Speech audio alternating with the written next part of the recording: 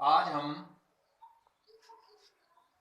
आव्यूह का परिवर्त इस टॉपिक के बारे में पढ़ेंगे। क्या होता है, जिसे हम ट्रांसपोज ऑफ ए मैट्रिक्स कहते हैं, कि क्या होता है किसी आव्यूह की पंक्तियों तथा स्तंभों को परस्पर बदलने पर प्राप्त आव्यूह उस आव्यूह का परिवर्त कहलाता है। इसे ए डैश या ए टी के द्वारा व्यक्त करते हैं। जैसे यदि हम कोई आव्यूह ए लेते हैं, ए बराबर 3 2 4 5 1 0, तो इसका ट्रांसपोज क्या होगा? जैसा कि हमने कहा, पंक्तियां और स्तंभ दोनों को परस्पर चेंज कर देते हैं। अर्थात जैसे पहली पंक्ति 3 2, तो यहां पर क्या बन जाएगी? पहला कॉलम बन जाएगा। जो द्वितीय पंक्ति के अवयव हैं वो दूसरे कॉलम में चले जाएंगे। तीसरी पंक्ति के जो अवयव हैं वो तीसरे कॉलम में चले जाएंगे। तो इसे कहते हैं हम ट्रांसपोज ऑफ मैट्रिक्स ए, यानी कि आव्यूह ए का परिवर्त। अब इसके गुण क्या है? Properties of matrix, properties of transpose of A matrix. तो इसमें ये 4 इसके गुण हैं, प्रॉपर्टीज हैं। यानी कि यदि ए डैश का डैश बराबर ए, अर्थात इसे हम कैसे पढ़ेंगे? Transpose of A is equal to किसके होगा? ए के होगा। इसी तरह से इसको हम कैसे समझ सकते हैं? जैसे हमारे पास कोई आव्यूह है ए, 1 2 3 4 6 5, ये एक आव्यूह है। इसका ट्रांसपोज निकालना है ए डैश। ए डैश बराबर क्या होगा? यानी कि पहली रो पहला कॉलम बन जाएगी, दूसरी रो दूसरा कॉलम बन जाएगी, तीसरी रो तीसरा कॉलम बन जाएगी। तो ये ट्रांसपोज ऑफ मैट्रिक्स ए आ गया। अब ये हो गया ए डैश बराबर का मान ये आ गया। तो इसका अब दोबारा से ट्रांसपोज करेंगे हम, ट्रांसपोज ऑफ मैट्रिक्स ए। तो बराबर क्या हो जाएगा? 1 2 3 4 6 5, अर्थात जो पहली रो थी वो पहला कॉलम बन गया। यानी कि पहली रो में जितने अवयव लिखे थे वो फर्स्ट कॉलम के अवयव बन जाएंगे, सेकंड रो के अवयव सेकंड कॉलम के अवयव बन जाएंगे।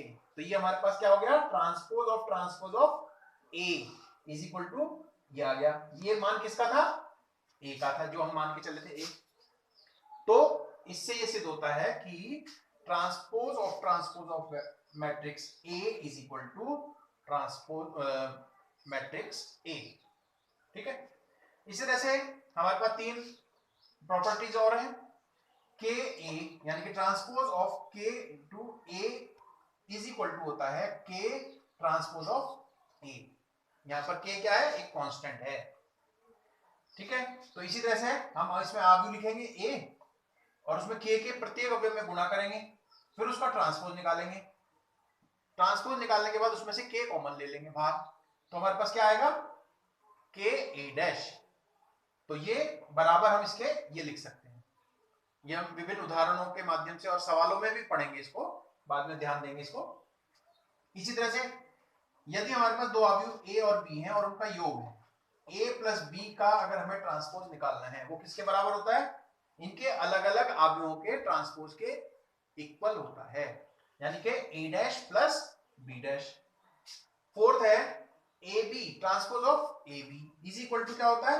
B dash A dash. ये हम उदाहरण के द्वारा भी हम इसको समझ सकते हैं, और ये इस तरह के सवाल भी हमारे पास प्रश्नावली 3.3 में हैं। इनको हम वहां पर भी प्रूव कर लेंगे।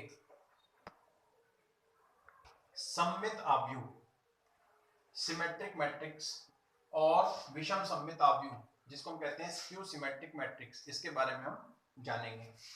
तो सममित आव्यूह क्या होता है? एक वर्ग आव्यूह ए सममित आव्यूह कहलाता है यदि transpose of A equal to A, यानी कि इसका ट्रांसपोज करें और वो अगर ए के बराबर आ जाए तो हम कहेंगे दिया गया वर्ग आव्यूह ए सममित आव्यूह है। जैसे एग्जांपल है ये ए बराबर 3 2 4 2 5 -1 4 -1 1, वर्ग आव्यूह अर्थात जिसमें रोज और कॉलम की संख्या समान हो, उसे हम वर्ग आव्यूह कहते हैं। तो ये कंडीशन वर्ग आव्यूह के लिए लागू होती है। एक सममित आव्यूह है क्योंकि a डैश बराबर a के है। देखो अगर आप इसके रोज और कॉलम्स को चेंज करें तो क्या आएगा 3 2 4। अगर हम इसको कॉलम में लिखें तो 3 2 4 आ गया। 2 सेकंड रो है 2 5 -1।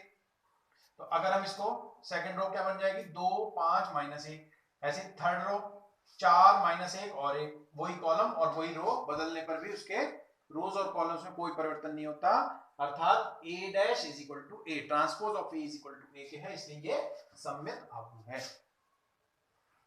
अब आता है विषम सममित आव्यूह, स्क्यू सिमेट्रिक मैट्रिक्स।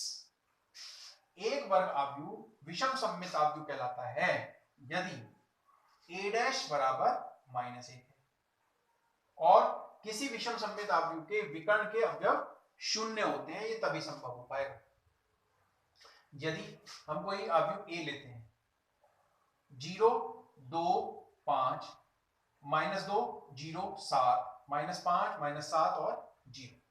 तो इसका ट्रांसपोज निकालते हैं तो यह आएगा 0 2 5 -2 0 7 और -5 -7 और 0। रोज कॉलम्स को जब हमने चेंज किया तो हमारे पास a डैश ये आ गया। तो आप देख रहे हैं अब इसमें क्या करना है, a डैश बराबर अगर हम इसमें से माइनस कॉमन लें तो हमारे पास क्या बचेगा। तो माइनस कॉमन लेने का मतलब प्रत्येक में से माइनस कॉमन लेना, प्रत्येक अवयव में से।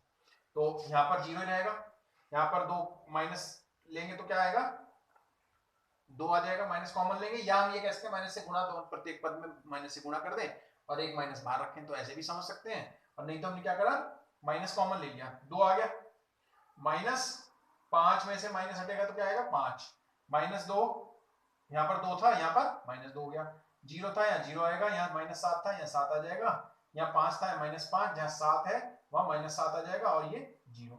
और ये मान किसका था, a का था। ठीक है, ये आ गया इज इक्वल टू -a। तो ये सममित आव्यूह और विषम सममित आव्यूह के बारे में जाना। पॉज करो। सममित और विषम सममित आव्यूह पर आधारित 2 प्रमेय हैं। तो उसमें से पहली प्रमेय है प्रमेय 1, वास्तविक अवयवों वाले किसी वर्ग आव्यूह a के लिए a प्लस a डैश एक सममित आव्यूह तथा a माइनस a डैश एक विषम सममित आव्यूह होते हैं। ये हमें सिद्ध करना है, ये एक प्रमेय है। तो उपपत्ति में हम लिखते हैं, हम क्या करेंगे a प्लस a डैश को हमने क्या मान लिया, माना b बराबर a प्लस a डैश। दोनों पक्षों का ट्रांसपोज लेंगे, परिवर्त लेंगे, यानी कि b dash is equal to a plus a dash का ट्रांसपोज। दोनों में हमने ट्रांसपोज लगा दिया। b डैश बराबर, हमने अभी एक 4 प्रॉपर्टी पढ़ी थी, उसमें से एक प्रॉपर्टी थी यदि यहाँ पर ट्रांसपोज है तो इनके अलग अलग ट्रांसपोज के योग के बराबर होता है। तो यानी कि a dash plus a dash का डैश, अर्थात transpose of a plus transpose of a।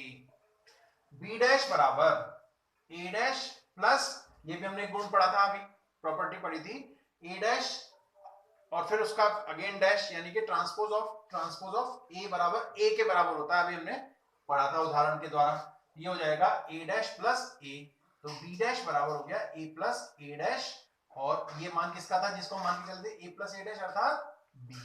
तो हम कह सकते हैं b डैश बराबर b। ये कब होता है, जब आव्यूह सममित होता है। तो हम कह सकते हैं b बराबर a प्लस a डैश एक सममित आव्यूह है। ठीक है, ये हमें सिद्ध करना था, पहली बात सिद्ध हो गई। दूसरी बात, अब दूसरे को हमें विषम सममित सिद्ध करना है, तो हम मान लेंगे, माना c बराबर a माइनस a डैश। दोनों पक्षों का ट्रांसपोज लेंगे, तो क्या होगा c डैश बराबर a dash minus a dash का होल ट्रांसपोज, a डैश का ट्रांसपोज, ये आ जाएगा। उसी तरह से जो नियम प्लस में लग रहा था वही हमारा माइनस में लगेगा। तो इसी तरह से हमने इसको अलग अलग ट्रांसपोज के अंतर के बराबर कर लिया। c डैश बराबर a डैश माइनस, वही प्रॉपर्टी फर्स्ट लगी, a आ जाएगा। यहां पर c डैश बराबर minus a plus a dash लिख सकते हैं इसको। अब इसमें से माइनस कॉमन लिया हमने, तो क्या बचा a माइनस a डैश। ठीक है, c डैश बराबर minus a minus a dash, ये हम किसको मान के चले थे, ये किसका मान है, ये सी का मान है। तो हमने क्या करा, सी डैश बराबर transpose of C is equal to minus C. ऐसा कब होता है, जब कोई आव्यूह विषम सममित होता है, स्क्यू सिमेट्रिक मैट्रिक्स होता है, उस केस में क्या होता है, सी डैश बराबर माइनस सी के, अतः सी बराबर ए माइनस ए डैश एक विषम सममित आव्यूह है। ये हमने सिद्ध कर दिया। इसको आप ठीक प्रकार से समझेंगे, ठीक है, इसको कॉपी में लिखना है। प्रमेय 2 इसके अंतर्गत है, किसी वर्ग आव्यूह को एक सममित तथा एक विषम सममित आव्यूहों के योगफल के रूप में व्यक्त किया जा सकता है। इसको हमें सिद्ध करना है, ठीक है, विषम सममित के आधार पर ये प्रमेय है। उत्पत्ति क्या है इसकी, प्रूफ। माना ए एक वर्ग आव्यूह है, जैसा कि ऊपर वर्ग आव्यूह का है, तो हमने मान लिया ए एक वर्ग आव्यूह है। ए को हम ऐसे लिख सकते हैं 1/2 ए प्लस 1/2 ए, यानी कि आधे आधे में इसको विभाजित कर दिया, यानी कि हाफ ए प्लस हाफ ए होता है, तो इसको हम इस प्रकार से लिख लेते हैं। अब हमने क्या करा, इसमें हाफ ट्रांसपोज ऑफ ए जोड़ा और हाफ ट्रांसपोज ऑफ ए घटाया, ठीक है। तो हमने पहले के साथ इसको लिख दिया, यानी कि हाफ ए प्लस हाफ ए डैश प्लस हाफ ए माइनस हाफ ए डैश, यानी कि उतना ही जोड़ा और उतना ही घटा दिया। a इज इक्वल टू क्या होगा, इसको हमने क्या करा, एक ब्रैकेट में ले लिया, इसमें से हाफ कॉमन लिया, यहां लिखा a plus A dash plus half a minus A dash, ये आ गया। अभी हमने प्रमेय 1 पढ़ी थी, उसके अनुसार a प्लस ए डैश एक सममित आव्यूह तथा a माइनस ए डैश एक विषम सममित आव्यूह होते हैं। अभी पिछले प्रमेय में हमने ये सिद्ध किया है। अतः इसके आधार पर हम कह सकते हैं, अतः किसी वर्ग आव्यूह A को सममित तथा विषम सममित आव्यूहों के योगफल के रूप में व्यक्त किया जा सकता है। ये हमें सिद्ध करना था, और ये हम इसको इस प्रकार से, ये सममित हो गया और ये विषम सममित है, इसको हमने सिद्ध कर दिया, ठीक है। तो इसको आप ठीक प्रकार से कॉपी में लिखेंगे, और अगली क्लास में अब प्रश्नावली 3.2 के सवाल हल करने लिखना है।